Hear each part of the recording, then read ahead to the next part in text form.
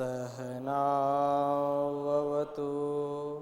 सहनौ भुनक्तु सह वीर्यं करवावहै तेजस्विनावधीतमस्तु मा विद्विषावहै। ओम शांति शांति शांति। वैदिक जीवन पद्धति की 15वीं कक्षा में आप सबका स्वागत है, अभिनंदन है। धर्म का प्रकरण चल रहा है और जिसमें एक प्रसंग आया इज्जा। इज्जा अर्थात यज्ञ करना, ये भी धर्म है, क्योंकि भारतीय जो संस्कृति रही है, जो भारतीय मनीषा है, उसमें यज्ञ की बड़ी महिमा है। तो जिसका जीवन यज्ञी है, यज्ञ करता है, यज्ञ कराता है, वह धार्मिक है, वह धर्म का पालन करने वाला है। यज्ञ का जब प्रसंग आएगा तो और विशेष चर्चा करेंगे, परंतु प्रासंगिक है इसलिए इस पर थोड़ा सा और चिंतन करते हैं। इज्जा की जो बात आई है तो उसमें हमने कल कुछ शब्दों का परिचय आपको दिया था कि इज्जा जो है वो यज्ञ से संबंधित है और यज्ञ जिसको अनेक नामों से जानते हैं, जैसे हवन करना है, यज्ञ करना है और याग करना है, होम करना है, ऐसे शब्दों को हम बोलते हैं यज्ञ के लिए। तो यह यज्ञ हमारे जीवन का, हमारे संस्कृति का अभिन्न अंग रहा है। यदि इसको हमने अपने जीवन में नहीं उतारा तो कहीं ना कहीं हम धर्म का पालन नहीं कर रहे होंगे। प्रश्न ये उठता है कि ये धर्म का जो यहाँ पर परिचय बताया जा रहा है यज्ञ, इज्जा, तो जो लोग इस संस्कृति में विश्वास रखते हैं, वेद उपनिषद दर्शन आदि ग्रंथों का जो आदर करते हैं, उनके जीवन में तो यज्ञ का महत्व हो सकता है, परंतु जो ऋषि परंपरा में विश्वास नहीं रखते तो क्या वो धार्मिक नहीं हो सकते? क्या वे अपने जीवन में कुछ अच्छा कार्य नहीं करते? जरूर करते हैं, लेकिन इसकी प्रकर्षता, इसका मतलब इसके बिना हमारा जीवन अधूरा है, ये कहें तो अतिशयोक्ति नहीं है। और इसी से हमारा राष्ट्र जगत गुरु बना। योग, यज्ञ, विद्या, अध्ययन, ये भी यज्ञ है।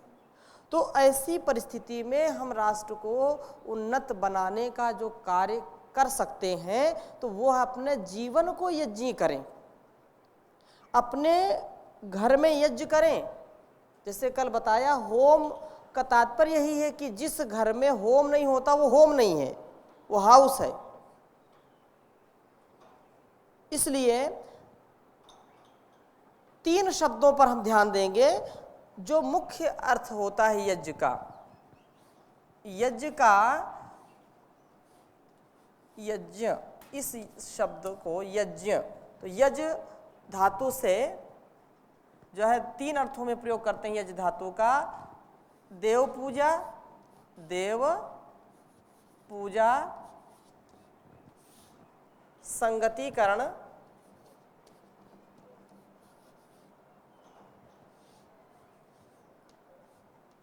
संगतिकरण और दानेशु, दान। ये 3 अर्थों में यज्ञ धातु का प्रयोग किया जाता है। देव पूजा, संगतिकरण, दान, दानेशु, 3 चीजें हो गई। अब जो हम दैनिक यज्ञ करते हैं, अग्निहोत्र करते हैं, तो उसमें को हम प्रतीक समझें और वह वातावरण के लिए बहुत ही आवश्यक है। संतुलन बना रहे। हमारे शरीर से 24 घंटे 12 महीने 365 दिन, 7 दिन 24 घंटे दुर्गंध ही निकलती है। शरीर से कोई ऐसा पदार्थ नहीं निकलता है जो वातावरण को स्वच्छ कर सके। आँख से, नाक से, मुंह से, मलमूत्र से, ये सब क्या है, केवल वातावरण को दूषित ही करते हैं। और जाने अनजाने इतनी हिंसाएं हमसे हो जाती हैं, इतने जो है जीव मरते हैं हमसे, चलते फिरते भी अनेक प्रकार के चींटी चींटा मर जाते हैं। तो उन सब प्रायश्चितों को हम कर सकें, हम जो अपनी ओर से इस वातावरण को दूषित कर रहे हैं उसमें कुछ संतुलन कर सकें, तो इसलिए हम यज्ञ करते हैं। यज्ञ करना क्या है, धर्म है। ये पूर्ण वैज्ञानिक है, इसमें कोई ढकोसलेबाजी, ढोंग, आडंबर नहीं है। 1 चम्मच यदि हम घी अग्नि को देते हैं तो उससे कम 1 कुंटल जो ऑक्सीजन है वो शुद्ध हो जाती है। जो वातावरण में है, जो प्रदूषण है, कम से कम 1 कुंटल, कम से कम की बात कर रहा हूँ, 1 कुंटल वायु शुद्ध होती है। और उस घर में कभी भी कोई नकारात्मकता नहीं आती।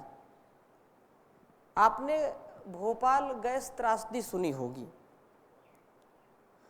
बाद में विश्लेषण के बाद ये बात आई, क्योंकि वहाँ भी कुछ विद्वान लोग वहाँ आसपास रहे हैं और जिनके घरों में रोज यज्ञ होता था, उनके घरों में उस गैस का विशेष प्रभाव नहीं पड़ा।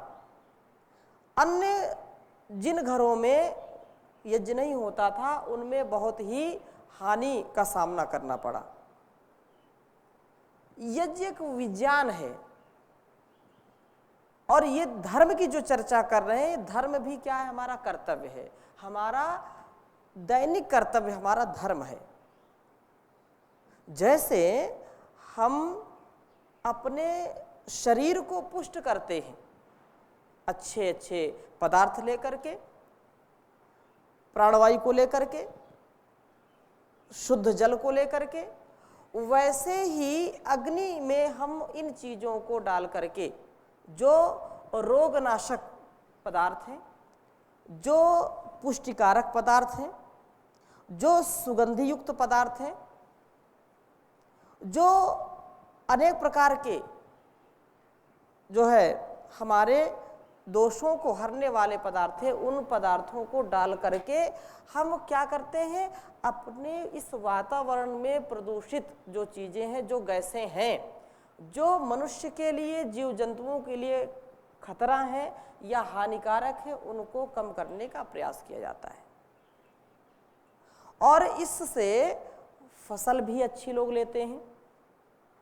उत्तर प्रदेश में कहीं उन्नाव के पास की बात है, अभी तो उस गांव का नाम नहीं मुझको याद है, एक किसान जो जिसकी फसल भी थी और बहुत बड़ा बाग था, आम का बाग था, लेकिन उसमें कई वर्षों से कोई बौर नहीं आता था। यज्ञ विज्ञान के विषय में उसने पढ़ा और बाग में ही उसने यज्ञ आरंभ किया। कुछ दिनों तक उसने यज्ञ का अनुष्ठान वहाँ किया, जिसके कारण वहाँ जिस समय बौर आनी चाहिए थी बहुत ही अच्छी बौर आई और वहाँ की आसपास की फसल भी बहुत अच्छी हुई। इससे ये बात सिद्ध होती है कि ये पूर्ण वैज्ञानिक है और इसके द्वारा जो यज्ञ का जो कार्य है वो वातावरण में शुद्धि का एक माहौल बने, जिससे लोगों का जो जीना हराम हो रखा है वो ठीक हो। कम से कम बिना यज्ञ किए कोई भोजन नहीं करता था। यदि इसको हम अपने जीवन में उतारेंगे तो निसंदेह इसमें पूरा विश्वास है कि सुख शांति और परस्परता जरूर बढ़ेगी। क्योंकि जब हम यज्ञ करते हैं तो पूरा घर आकर के बैठता है। सप्ताह में कम से कम साप्ताहिक यज्ञ कर लें, रोज ना कर पाएं, साप्ताहिक ना करें तो कम से कम पाक्षिक कर लें, पाक्षिक ना कर पाए तो कम से कम मासिक कर लें। कभी न कभी आपको इसको करना ही पड़ेगा। अमेरिका हो चाहे ब्रिटेन हो, कहीं भी आप देखेंगे वहाँ के बड़े बड़े कार्यक्रमों में, अनुष्ठानों में जो प्रबुद्ध लोग हैं पहले यज्ञ कराते हैं। आज की स्थिति भारत के विद्वान या वहाँ के वो दिन भर अपना कर्मयोग करते हैं, लेकिन सुबह या शाम जब उनको अवसर आता है तो सब मित्रों सहित बैठ करके यज्ञ करते हैं। ये परंपरा हमारे यहाँ की रही है और ये धर्म को पुष्ट करता है। इसलिए यज्ञ धर्म का ये बहुत बड़ा गुण है कि वो ये जो अब इसमें हम चलते हैं कि देव पूजा संगतिकरण दान।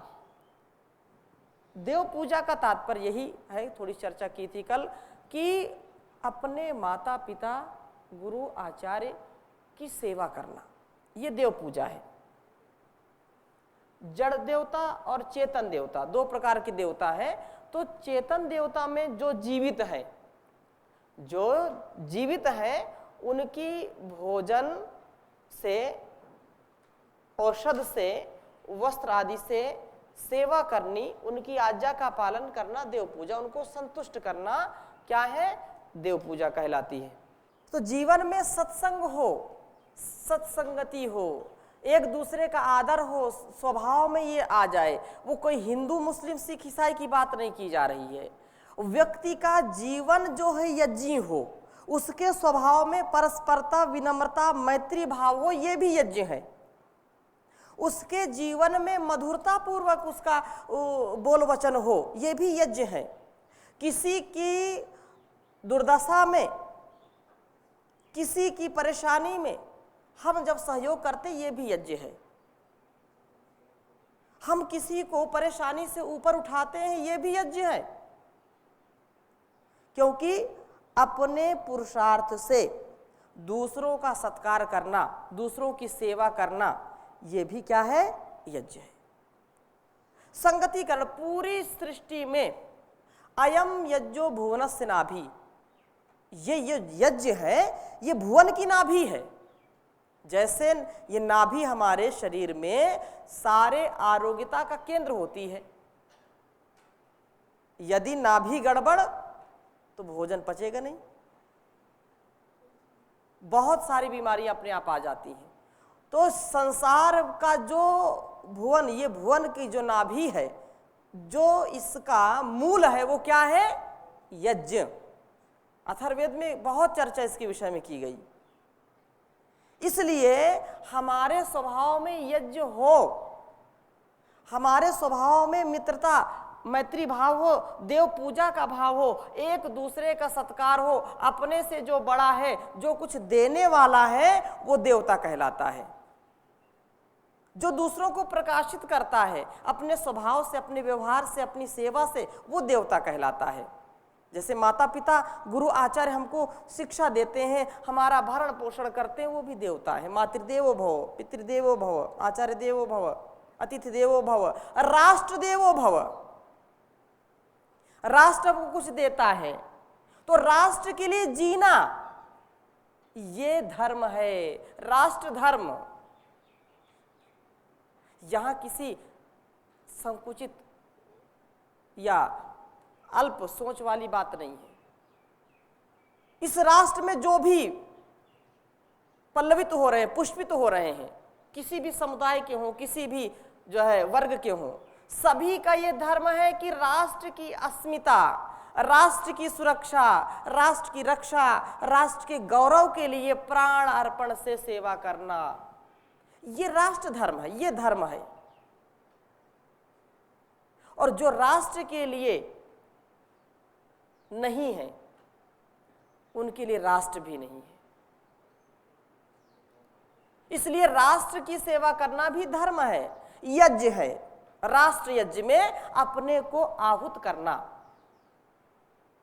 जैसे हम सभी परम पूज्य स्वामी जी महाराज की इस जो है पावन तपस्थली में आकर के अपने जीवन को राष्ट्र धर्म के लिए लगा रहे हैं, तो ये यज्ञ है। एक तो यज्ञ दैनिक यज्ञ हम करते हैं, अग्निहोत्र यज्ञ करते हैं, जिससे वातावरण और अनेक रोगों से हम बचते हैं, पर्यावरण में संतुलन रहता है। वैसे हमारे स्वभाव में संतुलन हो, हमारा जीवन भी यज्ञी हो, आगे की ओर उठने वाला हो, अग्रणी हो, प्रकाशित हो, हम दूसरों को प्रकाश दें, तो ये यज्ञ है और ये धर्म है। इसका पालन करना सभी का परम कर्तव्य है। और जो ऐसा नहीं करता है तो ये समझो कि इस धरती पर बोझ है, क्योंकि ये हमारे स्वभाव में होना चाहिए, ये सहज है। एंट से लेकर के एलिफेंट तक, चींटी से हाथी तक सभी का जीवन क्या है? यज्ञी है, यज्ञी है पूरा। ये आप जो भी देख रहे हैं, चाहे दीवार को भी देख लें, इसमें भी संगतिकरण है, इसमें भी जो एक एक ईंट है जुड़ करके ये पूरा महल तैयार होता है, पूरी बिल्डिंग तैयार होती है। सीमेंट और मोरंग, सरिया, कितने चीजों से मिलकर के ये मकान खड़ा होता है। वो भी क्या है? यदि एक दूसरे से मिलने का काम ना करें तो क्या ये महल खड़ा हो सकता है? एक एक तंतु मिलकर के ये वस्त्र बनता है, बनता है कि नहीं बनता? यदि ये अलग अलग हो और बोले कोई इसको पहन करके दिखाओ, तो क्या शरीर इससे ढकेगा? नहीं ढकेगा। यज्ञी नहीं हो सकता, फिर इसको हम धारण नहीं कर सकते, शरीर ढकेगा ही नहीं। तो ये जो भी हम देख रहे हैं संसार में, वो यज्ञी है, यज्ञ से परिपूर्ण है। और यहाँ की परंपरा रही, बड़े बड़े याग करते थे लोग। प्रयाग का नाम सुना है? प्रयाग, देव प्रयाग बोलते हैं। देवताओं के लिए जहां पर याग किया जाता है उसको प्रयाग बोलते हैं। प्रकर्षण, बहुत ही प्रकर्षता पूर्वक जहां पर बड़े बड़े होम यागों का, यज्ञों का अनुष्ठान होता है या होता था। अभी तो ऐसी स्थिति नहीं है, फिर भी अभी कुंभ का मेला लगता है, धर्म का तीर्थ माना है, और हम धर्म की ही बात कर रहे हैं। धर्म नगरी इसको माना है, धर्म तीर्थ माना है प्रयाग को। और प्रयाग का शाब्दिक अर्थ यही होता है, प्रकर्षेण यजंती यस्मिन क्षेत्रे यस्मिन स्थाने स प्रयाग। जहां पर प्रकर्षता पूर्वक लोग यजन करते हैं, याग होम का अनुष्ठान करते हैं, उसको क्या कहते हैं? प्रयाग कहते हैं। तो हमारा जीवन भी एक जीता जागता प्रयाग है कि हम सतत इसमें ज्ञान की अग्नि से इसको प्रकाशित करते रहें, मधुरता से परस्परता में जीते रहें। जो हाथ मिले हैं दूसरों के सहयोग के लिए, दूसरों की सेवा के लिए, वो करते रहें। और जो हमसे बनता है वो दूसरों की सहायता में दान से, सेवा से अपने को समर्पित करते रहें। ये यज्ञ है। जैसे अग्निहोत्र में सारी चीजें डाल दी जाती हैं, और वो डाल दी जाती हैं तो क्या हो जाता है? वो जल भुन करके अपने गुण को क्या करती हैं? बढ़ा देती है, हजारों गुना बढ़ा देती हैं अपने गुणों को। मेवा, मिष्ठान, सामग्री, घी जो भी डालते हैं वो, और वो समिधाएं जो भी डालते हैं, क्या वो जला करके अपने को भस्म कर देती हैं, अपना अस्तित्व मिटा देती हैं। और जब अपना अस्तित्व मिटा देती हैं तभी सुगंधी पूरे जो है वातावरण में फैल पाती है। ऐसे ही हमारा जीवन जब त्याग, तपस्या, सहयोग की भावना से, सेवा से, ज्ञान से अपने अहम को मिटा दें, अपने अहंकार को मिटा दें और स्वभाव में सेवा हो जाए, अपना कुछ रहे ही नहीं, तो वह व्यक्ति क्या हो जाता है? यज्ञी हो जाता है, उसका जीवन यज्ञी हो जाता है। और वो सब जहां भी जाता है वो सुगंधी फैलाता है। यज्ञ जहां भी करेंगे सुगंधी फैलाता है। कोई भी व्यक्ति हो उसको सुख मिलता है। आज जैसे परम पूज्य स्वामी जी महाराज बोल रहे थे, अपने को इतना सरल बना ले, इतना सहज बना ले, अपने को रिक्त कर दें, कुछ अहंकार न रह जाए, भस्मीभूत कर दें अपने आप को, तब जा करके व्यक्ति का अस्तित्व, व्यक्ति का जो धार्मिक स्वभाव वो प्रकट होता है, बड़े त्याग और तपस्या से। जैसे बांसुरी का उदाहरण दे रहे थे, वो बांसुरी में यदि ठोस रहेगी बांसुरी, यदि उसमें कुछ चीज चली जाए अंदर, तो उससे आवाज नहीं निकल सकती। कितनी भी फूंक लगाओ, कोई उससे सुरीला शब्द नहीं निकलेगा, वो सीधी है, पहले टेढ़ी मेढ़ी नहीं है। ये व्यक्ति बड़ा टेढ़ा है, टेढ़ा मेढ़ा व्यक्ति, टेढ़ा स्वभाव है। तो टेढ़ा यदि है, रिजु नहीं है, तो फिर वो भी धार्मिकता का जो है आदर्श नहीं हो सकता। और रिक्तता, न कोई लोभ हो, न कोई ईर्षा हो, न कोई द्वेष हो, न अभिमान हो, अहंकार न हो, तब जाकर के व्यक्ति ऐसा बनता है। जैसे बीज अपने अस्तित्व को नष्ट करता है, तब जाकर के छोटा सा जो वट बीज है वो वट वृक्ष का रूप लेता है। क्यों? यज्ञी भावना से वो अपने आप को आहूत पहले करता है। इसलिए धर्म का ये जो गुण है, क्या है? यज्ञ, इज्जा, इज्जा धर्म है। यज्ञ करना धर्म है, अपने स्वभाव में यज्ञ करना। आप कुछ पूछ रहे हैं? जी, जैसा अग्निहोत्र, हवन, यज्ञ, ये सभी एक ही है ना, तो अलग अलग है? होम और अग्निहोत्र उसके जो है उसके प्रकार हैं। जैसे जो है एक दैनिक यज्ञ हम करते हैं, फिर बड़े बड़े यज्ञों का अनुष्ठान करते हैं।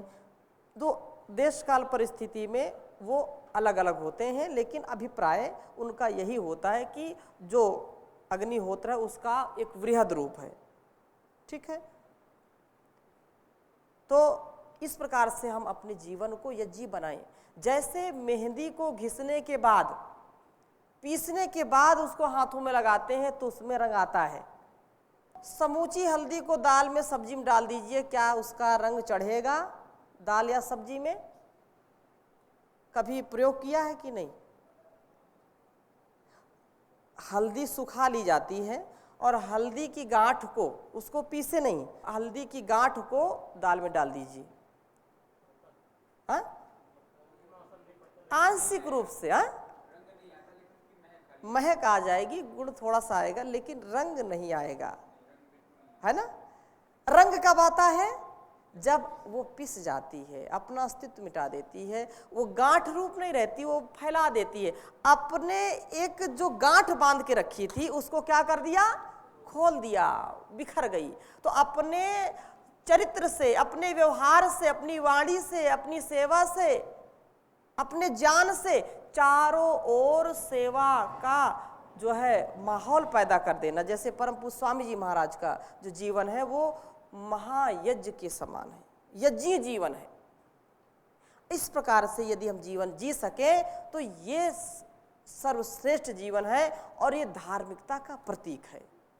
इज्जा, गन्ने को देखा, गन्ने को देखते हैं तो अपने को कहाँ? कोल्हू में पहले पेला जाता है उसको, तब जाकर के उसका रस निकलता है। उसको बिना पेले रस नहीं निकल सकता। उससे हम सीखें, ये यज्ञी जीवन है। अपने जीवन को हम सदा ऐसे ही बढ़ाते रहें तो ही शायद कुछ हो पाए। और जहाँ पर कटुता है, जहाँ पर जो है सुमति नहीं है, जहाँ पर वेद शास्त्रों की चर्चा नहीं है, जहाँ पर एक दूसरे का सम्मान नहीं है, वहाँ पर जीवन नहीं चल सकता। जैसे आप हाथ में, अपने शरीर में देख लें, अपने शरीर में इसको घटाएं कि कैसे यज्ञ इस परमात्मा ने यज्ञी व्यवस्था की है। ये हाथ है, एक उंगली से कोई भी वस्तु उठा नहीं सकते आप, कि उठा लेंगे? कोई अभ्यास करता हो तो हो सकता है उठा ले, लेकिन किसी चीज को पकड़ना है तो आपको अंगुलियों का प्रयोग करना पड़ेगा, और ये पांचों उंगलियां मिलकर के कार्य करती हैं। कोई किसी को वार करना है एक उंगली से वार करेंगे क्या? वार भी करना है तो पांचों उंगलियों को मिला करके, अथवा ये। तो वार करना हो या व्यवहार करना हो तो पांचों उंगलियां काम में आती है कि नहीं? ये क्या है? संगतिकरण। ये क्या है? संगतिकरण है। एक दूसरे से परस्परता युक्त जीवन व्यतीत करना, तभी हमारा जीवन चलता है। ये यज्ञी है। और इससे फिर क्या होता है? हम भोजन ग्रहण करते हैं। कोई हाथ में रसगुल्ला आ गया और इस कल्पना की जा सकती है कि हाथों को लालच आ गया, इन अंगुलियों को लालच आ गया कि इस हाथ में ही रखे रहें। ऐसे बोलते तो क्या दोनों हाथ में लड्डू रखना चाहते हैं क्या? दोनों हाथ में, इस हाथ में भी लड्डू, इस हाथ में भी लड्डू। लड्डू रखने के लिए हाथ नहीं है, लड्डू को मुंह तक पहुंचाने के लिए हाथ है। वे लोग जो दिव्यांग हैं, जिनके हाथ नहीं है, उनसे पूछो हाथ की क्या कीमत है। हमको तो ऐसे मिल गए तो हमको कुछ इसका महत्व ही नहीं समझ में आता। उनसे पूछो जिनकी आंख नहीं है, आंख भी यज्ञ कर रही है, आपको सब कुछ दिखा रही, क्या सही है क्या गलत है। कान सुन रहे, ये भी यज्ञ है। जो भद्र है, जो कल्याणकारी, हम उसको ग्रहण करें। आंख ना, ये जो भी ज्ञानेंद्रियां हैं, ये अपने अपने यजन में लगी हुई हैं। जो भी पशु पक्षी अपने यजन में लगे हुए हैं। तो कहने का आशय ये है कि यह जो जैसा है उसको, उसकी सेवा में उसकी परिणति है। उसका जीवन, उसका अस्तित्व किस लिए है? परोपकार के लिए, सेवा के लिए, संगतिकरण के लिए, देव पूजा के लिए, दान के लिए। ये यज्ञ है। हाथों ने निवाले को उठाया और किसको दे देते हैं? हाथों से निवाला उठाया और वो मुख को देते हैं, क्योंकि हाथ में रखने से शरीर की पुष्टि नहीं हो सकती। हाथ में निवाला रखा रहे 24 घंटे, इससे शरीर की पुष्टि होगी क्या? नहीं होगी। उसने हाथ ने उठाया और मुंह को दे दिया, फिर मुंह ने उसको और सूक्ष्म कर दिया कि नहीं? दांतों ने अपना पुरुषार्थ किया, उसको बहुत ही बारीक कर दिया, लार्वा युक्त हो गया वो निवाला, और उसने भी मुंह में नहीं रखा। अगर मुंह सोचे कि ये रसगुल्ला बहुत अच्छा है, बहुत मीठा है, जीभ सोचे कि मैं इसको नीचे नहीं दूंगी, गले के नीचे ना उतरे, मेरे मुंह में रखा रहे, तो इससे जीभ का स्वाद या जीभ का अस्तित्व कब तक रहेगा? सड़न गलन पैदा हो जाएगी, उसको रखे रखे फिर विकार पैदा हो जाएंगे। इसलिए वो उसको अपना कर्तव्य करके कहाँ देती है? आंतों को देती है। दांतों ने अपना काम किया, आंतों तक पहुंचा दिया। ये मुख का काम है, इसी को मुख बोलते हैं। और कहावत है कि मुख के समान मुखिया होना चाहिए, मुख के समान मुखिया होना चाहिए। लेकिन मुखिया आज भी दुखिया है, वो सब माल अपने पास ही रखता है। लेकिन मुख का काम क्या है?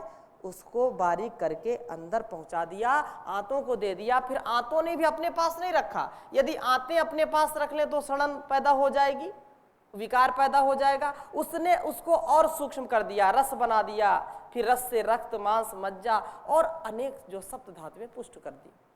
ये यज्ञ जीवन हमारे जीवन में उतर रहा, हमारे शरीर में उतर रहा है।